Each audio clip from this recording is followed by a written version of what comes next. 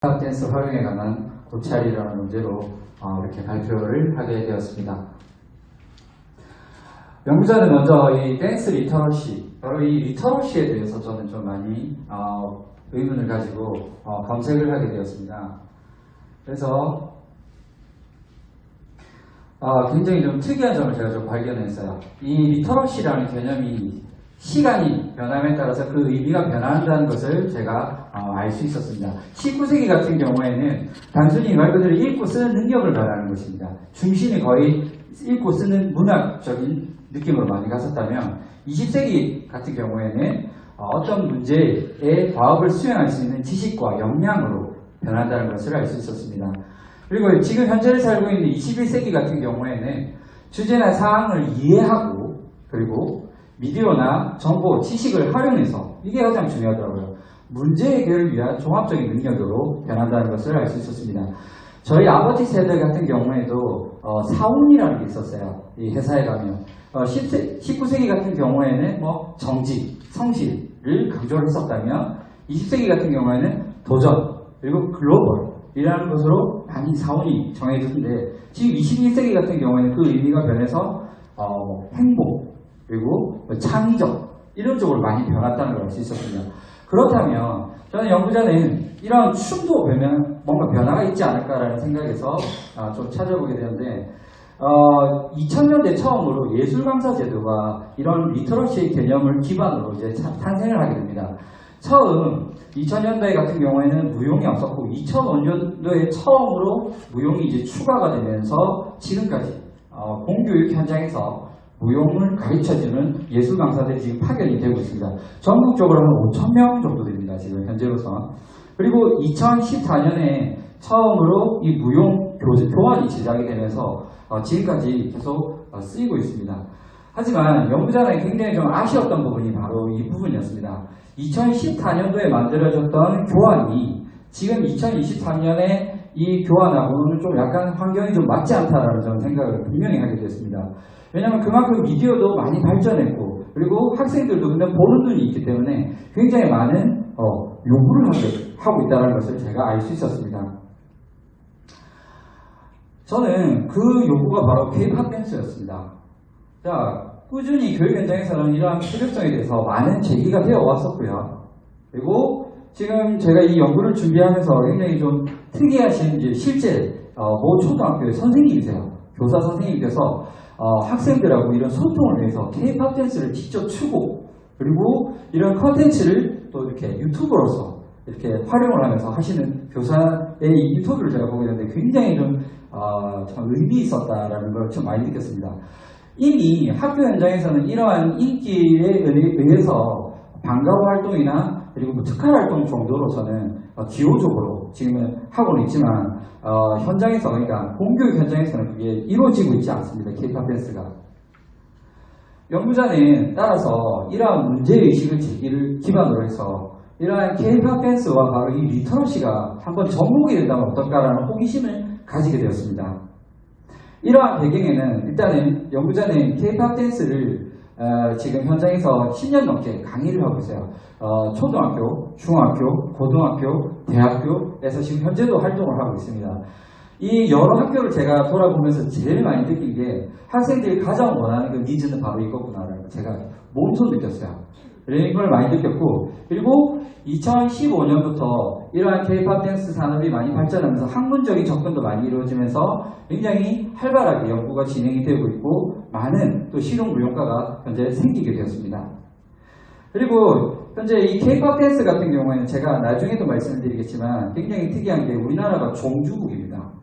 엄연하게 대부분의 무용은 거의 다 수입에서 들어왔는데 이게 우리나라가 수입을 해서 아까 김영민 교수님께서 말씀해 주신 것처럼 이 문화가 융합이 되면서 다시 오히려 역수출이 지금 현재 일어나고 있는 상황에 와 있습니다.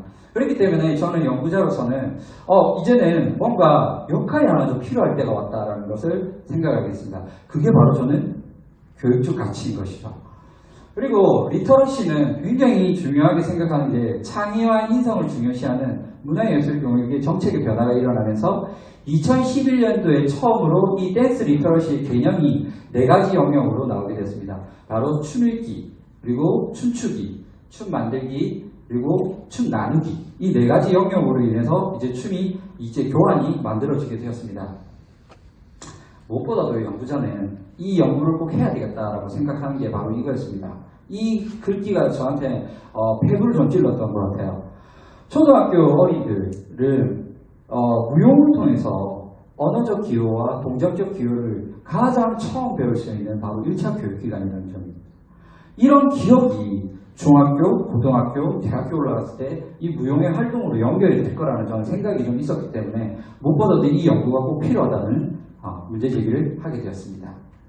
이를 통해서 연구의 설계는 다음과 같습니다. ADDIB라고 하죠. IB라고 하는데 분석, 개발, 실행, 평가 순으로 이제 이렇게 연구가 진행이 되었습니다. 사담이지만 저도 이 처음에 이 학회에서 오퍼를 처음 받게 됐을 때 3주 전에 이 논문을 써야 되겠다. 제 스스로를 던졌어요. 말 그대로. 안 써도 되는데. 네. 굳이 안 해도 되는데 던졌습니다. 왜냐하면 이건 꼭 얘기를 해야 되겠다는 좀 사명감이 좀 있었던 것 같습니다. 이렇기 때문에 2022년 작년입니다. 3월부터 12월까지 약 10개월 동안 이 연구가 진행이 되었습니다.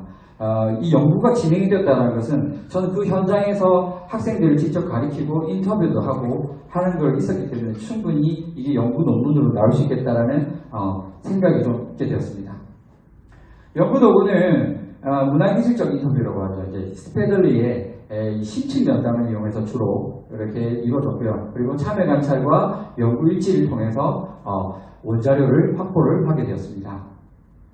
이러한 자료를 조금 더 객관성 있게, 그러니까 주관성을 배제하고 객관적으로 연구의 신뢰성을 얻기 위해서는 이러한 절차가 좀 굉장히 좀 중요합니다. 실적 연구에서는. 바로 이 전 과정을 지속적으로 동료들 간의 검토를 했었고요. 그리고 전문가의 회의를 통해서 원자료의 해석에 대한 의미 분석에 대한 진실성을 확보했다고 생각합니다. 연구 참여자는 총 7명입니다. 근데 여기 지금 보시면 7번째는 담당 교사가 있습니다. 이 예술 강사 수업은 특이한 게 반드시 담당 교사가 같이 있어야 됩니다. 그 학교, 그 수업 현장에. 그러니까 같이 수업이 이루어지기 때문에 이 담당 교사 선생님도 충분히 10개월 동안 학생들의 그런 변화 과정을 다 보셨기 때문에 비참여자이지만 한번 제가 제의를 드려서 연구 참여자로 선정이 되었고 이 연구에 참여를 하게 되었습니다. 그리고 이 댄스 리터러시 함량을 위해서 연구자는 여러 곡을 제가 활용을 했었는데 K-팝 댄스를 이 네 가지가 가장 좀 중추적인 역할을 많이 했었습니다. 아까 말씀을 드렸던 댄스 리터러시 영역의 춤 읽기, 춤추기, 춤 나누기, 춤 늘기 영역에서 각각 맞춰서 좀 안무를 제가 새롭게 구상을 했는데요. 세븐틴의 예쁘다 같은 경우에는 100% 안무를 제가 그대로 따라갔었습니다. 카피라고 합니다. 저희들은. 이런 거 했고 그 외의 안무는 거의 제가 학생들의 수준에 좀 맞춰서 만들어서 제가 안무를 다시 제 편 안무를 해서 학생들을 가르쳐 드렸습니다. 이제 연구 결과입니다. 춤 읽기입니다. 제일 먼저 했어요, 이거를. 제일 먼저 한 이유는 이 학생들은 K-팝 댄스를 굉장히 좋아하는 건 알고 있지만 그 연예인들의 추는 걸 그대로 따라하는 거에 대해서 굉장히 힘들어합니다. 그렇기 때문에 학생들을 조금이나마 동기부여를 좀 주기 위해서 그리고 참여를 이끌기 위해서 제가 가장 먼저 했던 수업인데요. 이 태연의 위켄드라는 노래가 굉장히 작년 좀 유행을 했었습니다. 이 유행하는 노래를 선정한 이유는 스토리 라인이 굉장히 좀 좋았어요. 가사를 딱 들어보니까. 하루에 바쁜 하루를 모르고 주말에 자기가 편한 오늘 하루를 어떻게 보낼 거라는 어떤 가사의 내용이 있었거든요. 이 스토리 라인이 좀 좋기 때문에 첫 부분의 가사 부분입니다. 보시면 제가 노래를 부르기는 좀 민망하고요. 이렇게 보시면 마지막에 보면 오늘 뭐 할까? 이렇게 나오더라고요. 이런 질문이 참 좋았던 것 같습니다. 그래서 학생들에게 먼저 저는 수업을 했을 때 처음 먼저 이 영상을 다 보여줬어요. 춤 원본 안무를 다 보여주고 그리고 음악 뮤직비디오도 먼저 보여주고 그 다음에 학생들에게 유도한 게 이 가사를 보고 그대로 한번 춤으로 우리가 한번 만들어 보자고 제가 좀 제안을 했었습니다. 근데 굉장히 좀 재밌던 일이 생겼습니다. 바로 제가 어렸을 때 봤던 동화 구연을 한다는 걸 느끼게 됐습니다. 이 구연을 한다는 자체가 바로 움직임을 하고 있다는 것이죠. 거기서 제 연구자는 뭘 느꼈냐면 바로 문해력이라는 건 이거였고 춤해력이라는 이런 거구나라는 걸 제가 느끼는 순간이었습니다. 그리고 가장 특징적인 게 아까 제가 말씀드린 것 처음에 원 안무를 보여드렸는데 이 정형화된 안무 동작에서 이 친구들이 초등학생들입니다. 초등학생들이 상상력을 발휘해서 또는 새로운 안무를 또 만들어낸다는 것을 제가 볼 수 있었습니다. 연구 참여자 B 같은 경우에는 6학년 친구인데요. 굉장히 소심한 친구였고 그리고 굉장히 말 수가 없는 친구였습니다. 한 3개월 동안은 벤치에 앉아서 수업에 참여를 하지 않는 친구였습니다. 그런데 항상 제가 만든 100% 춤이거든요. 100% 이 춤으로 항상 이 수업을 했었는데 애들이 너무 좋아하니까 어느 순간부터 4개월째부터 살짝 추는 걸 제가 볼 수 있었어요. 아주 살짝 움직이고 있다는 거. 그러면서 제가 모른 체 하면서도 살짝 끌어내려고 굉장히 많이 노력을 했었어요. 그리고 나서 한 5개월째 되면서 이 친구가 제게 의미 있는 한마디를 했었습니다. 바로 이 말이었어요. 선생님, 우리 그냥 체조하지 말고 비행기 춤추면서 좀 몸풀었으면 좋겠다는 얘기를 하더라고요. 이때 담임 그 담당 교사 선생님의 통해서 제가 들은 얘기인데 그 집에 있는 부모님들이 굉장히 좋아하신다는 얘기를 제가 들었습니다. 연구자로서 그리고 그게 선생으로서 굉장히 보람을 느끼는 순간이었던 것 같습니다. 그리고 공교롭게 작년 10월에 처음으로 비대면 이 학예제가 열렸어요. 3년 동안 이 학교에서 축제를 하지를 못했는데 처음으로 열렸는데 학생들하고 의논 끝에 무슨 작품을 할까 하는데 이 제가 연구 대상 맡은 학교가 전교생이 16명입니다. 굉장히 시골 학교였거든요. 전교생 선생님이 더 많아요. 학교가. 근데 이 의논 끝에 학생들이 이걸 하자고 하는 거예요. 자기들은 16명인데 이게 15명이니까 이게 우리가 머리가 좀 맞을 것 같다. 이 얘기를 하더라고요. 좋다. 그러면 너희들이 다 해봐라 했는데 굉장히 의미 있는 발견을 제가 할 수 있었습니다. 바로 그게 뭐냐면은 이 학생들이 역할을 나눈다는 걸 알게 됐어요. 야, 나는 이거 할 테니까 너는 얘 역할 맡고, 이 아이돌의 너의 역할 맡고, 이건 너가 하고. 이런 역할이 생기다 보니까 어떤 일이 생기냐면은 시간이 지나면서 사회적 참여로 이루어진다는 것을 제가 알게 됐습니다. 그리고 이런 사회적 참여가 점점 목표의식이 생기는 것이죠. 이제 직접 봐야 된다. 우리 부모님 모셔서 보여줘야 된다. 라는 이런 목적의식이 생기기 때문에 굉장히 결속력이 다져지는 것을 볼 수 있었습니다. 자, 제가 그림을 하나 가지고 왔는데요. 여러분들 한번 이 K-POP 안무인데 제목을 한번 맞춰보시기 바랍니다. 이게 무용보라고 할 수 있어요. 이게 실제 학생들이 그린 거예요. 실제 7년 전입니다. 7년 전에. 자, 여기 보시면 2번에 보시면은 제가 잘 안 보이는데 왜 자꾸 쳐다보는데 네, 뭘까요? 그렇죠. 원더걸스의 수화시라는 춤을 이 멤버가 5명이거든요. 근데 이 여자 중학교에서 K-POP 댄스 수업을 하는데 이 학생들이 9명이었어요. 머리수가 맞지 않죠. 그러니까 학생들이 자기들이 만드는 거예요. 이제 나는 이 역할을 할 테니까 너는 어떻게 하고 이 순서대로 프로세스가 연결되는 걸 굉장히 좀 의미 있는 사진이라고 해서 이렇게 발췌를 해서 가져오게 됐습니다. 마지막으로 춤 만들기입니다. 이게 어떻게 보면 댄스 리터러시의 가장 핵심이라고 할 수 있는 부분인데요. 말 그대로 춤을 만드는 겁니다. 단순히 이제 춤을 따라하고 기교적인 선생님의 그런 능력을 따라가는 것이 아니라 자기들이 만드는 것이죠. 근데 이 K-POP 댄스는 굉장히 좀 특징이 뭐냐면은 정보의 수평성이 있습니다. 무슨 말이냐면은 발레나 현대무용, 한국무용 같은 경우는 스승님이 그 순서를 다 알고 계세요. 이 동작이 어떤 순서로 이어진다는 그 프로세스를 다 알고 있는데 말 그대로 정보의 위에 있죠. 그렇지만 K-POP 댄스는 유튜브만 보면 다 압니다. 순서가 뭐라는 거. 이런 게 있기 때문에 수평화가 이루어질 수 있다는 것을 충분히 알 수 있었습니다. 이런 수평화는 점점 어떤 것으로 변하게 되냐면 이 교육에서 굉장히 요즘 핵심 가치라고 할 수 있는 플랫러닝이라고 하죠. 거꾸로 학습이 이루어진다는 것을 알 수 있었어요. 순서를 미리 배워오는 겁니다. 굳이 제가 가르쳐주지 않아도 여기서 여기까지 할 거라면 아이들이 먼저 보고 온다는 것을 발견할 수 있었습니다. 이를 통해서 학생들이 굉장히 좀 재미있었던 게 군무를 통해서 이 심리학에서 말하는 바로 심리적 안정감을 찾는 것을 알 수 있었습니다. 학생 한 명한테 추추라고 하면 절대 추지 않습니다. 학교 현장에서는. 전공자들은 춥니다. 그렇지만 자 추추자고 하면 전부 다 뒤로 와버립니다. 전부 다.